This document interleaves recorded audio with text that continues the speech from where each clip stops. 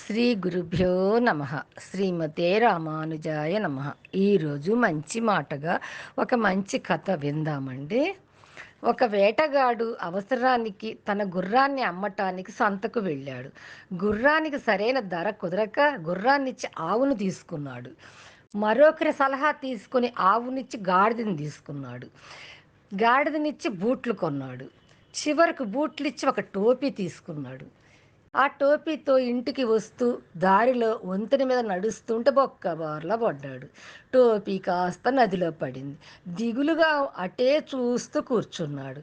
అదే దారిలో వచ్చే ఇద్దరు బాటసార్లు విషయం అడిగి తెలుసుకున్నారు. అయ్యో పాపం అని బాధపడ్డారు. నీకు ఇవాళ ఉపవాసమే అన్నాడు ఒకడు. పెళ్ళాంతో బడిచె పూజ తప్పదన్నాడు ఇంకొకడు. నా పెళ్ళాం అలాంటిది కాదు, ఏమీ అనదు అని వేటగాడు బాటసారుతో పందెం కట్టాడు. బాటసారులు ఇరువురు వేటగాడింటికి వెళ్ళారు. వేటగాడు గుమ్మంలో నుంచి భార్యను పిలిచాడు. వాడి పెళ్ళాం ఎదురుగా వచ్చి మామ వచ్చినావా అంది ఆప్యాయంగా. వాడు జరిగింది చెప్పడం మొదలుపెట్టాడు. గుర్రం ధర పలకకపోతే ఆవును కొన్నాను. మంచి పని చేసావు మామ, పాలు తాగవచ్చు. అవును కో ఆవును కూడా గాడిదకి మార్గం చేశావు. కట్టెలు అడవి నుంచి మోసుకొస్తుందిలే అంది తృప్తిగా. గాడిదను అమ్మేసి చెప్పులు తీసుకున్నా. పోనీలే మామ, అడవిలో రాళ్ళు రప్పలు తగలకుండా ఉంటుందిలే మామ. అవి కూడా ఉంచుకోలేక టోపీకి మార్కం వేసిన. సరేలే మామ, ఆ టోపీతో అందంగా ఉంటావు. కానీ వస్తా ఉంటే నేను వంతెన మీద పడితే టోపీ జారి నీళ్లలో పడ్డది. పోతే పోయిందిలే మామ, నీవు పడిపోకుండా ఉన్నావు. అంతా ఆ అడవి తల్లి దయ అని తృప్తిగా ముద్దు పెట్టుకుంది.